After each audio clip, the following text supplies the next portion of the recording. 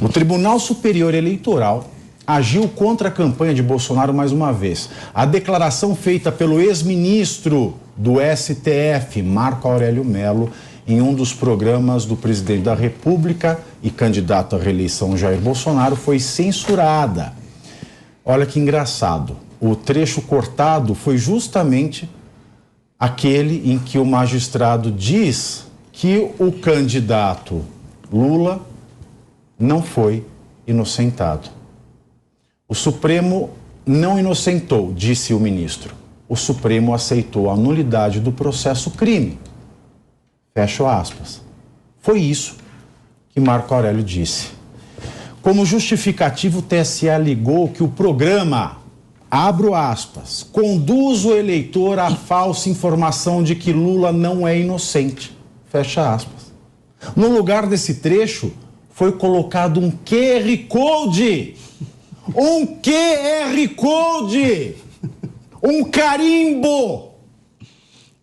Para substituir o programa suspenso por infração eleitoral. Quem quer começar com esta maravilha da muito. Frente Ampla pela Democracia? Eu já falei muito, estou com medo de ser preso.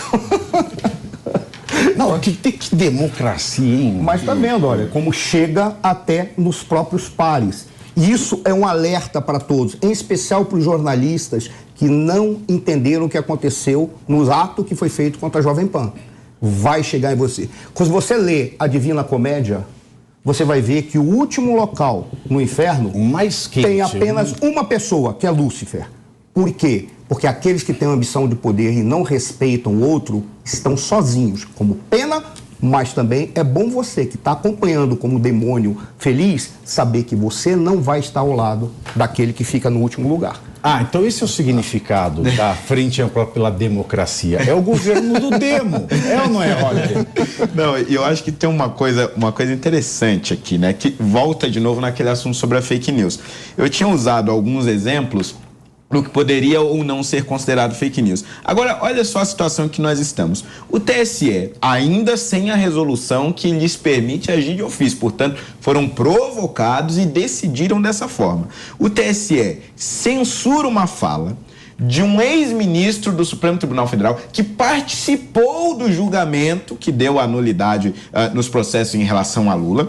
É um ex-ministro do Supremo dizendo, ele não foi inocentado, os processos foram anulados. Ou seja, a fala está contextualizada, não é uma fala fora de contexto. Ele não disse que Lula é culpado, ele não disse que Lula é ladrão. Não disse muita coisa. Ele não disse muita coisa. Ele falou o que é juridicamente. Exatamente. Ele falou do... Pelo amor de Deus, não me dê palpitação. Você vai ter que fazer Pix, hein? Pix de 25 mil, vai.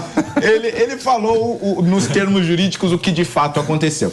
E ainda assim é considerado fake news. E ainda assim é censurado. E ainda assim há uma ação do TSE enfiando um QR Code no meio da campanha eleitoral. Quer dizer, mais uma vez, fica evidente que, sendo provocado, o TSE já estava cometendo alguns, digamos, deslizes ou algumas decisões, no mínimo, questionáveis. Agora, sem precisar ser provocado, agindo de ofício, o perigo e o poder que fica na mão da Corte Eleitoral é absurdo, é sem precedentes na história do Brasil e eu arrisco a dizer aqui, sem precedentes em qualquer democracia ou república séria do mundo.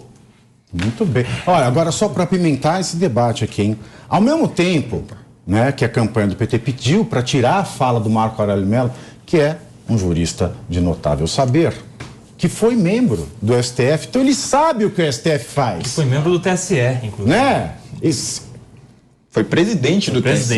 Quem poderia falar o que aconteceu, a não ser... Quem teria mais lugar de fala, para usar o jargão, né? O jargão progressista? Quem tem mais lugar de fala para falar o que aconteceu? Conhece a que o Marco Aurélio. Bom, mas ao mesmo tempo que ela pediu para tirar o Marco Aurélio, a fala no lugar de fala, ele recorreu da decisão do TSE, a campanha do Lula decorreu da decisão do TSE que proibiu veicular a fala descontextualizada do Pintou um Clima.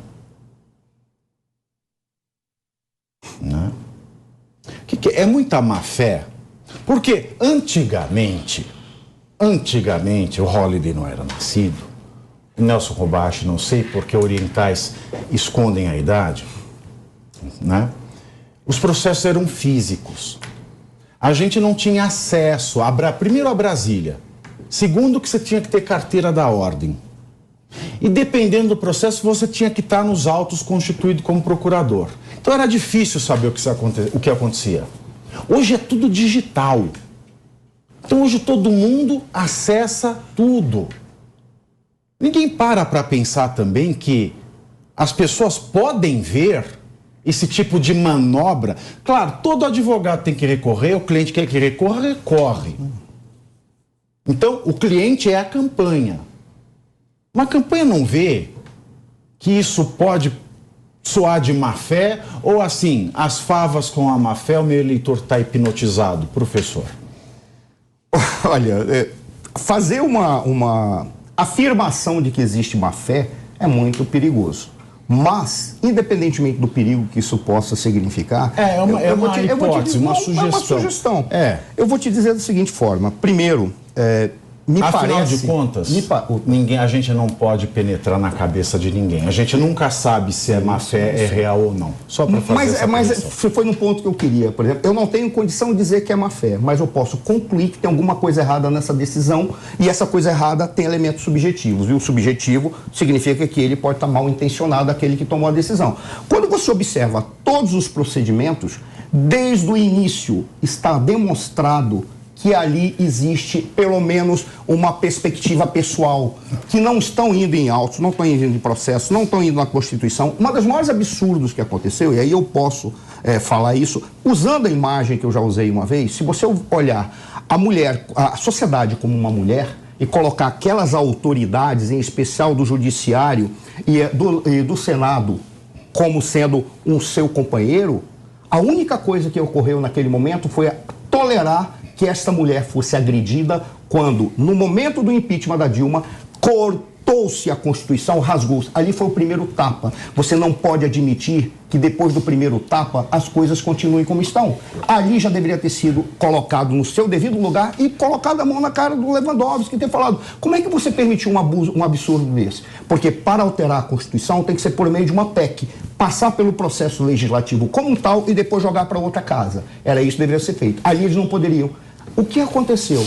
Eles perceberam que ninguém ia reagir. Quando chega no momento presente, em que a corte se apresentou como tal, já veio um ministro e impediu o Lula de ser indicado para ser ministro.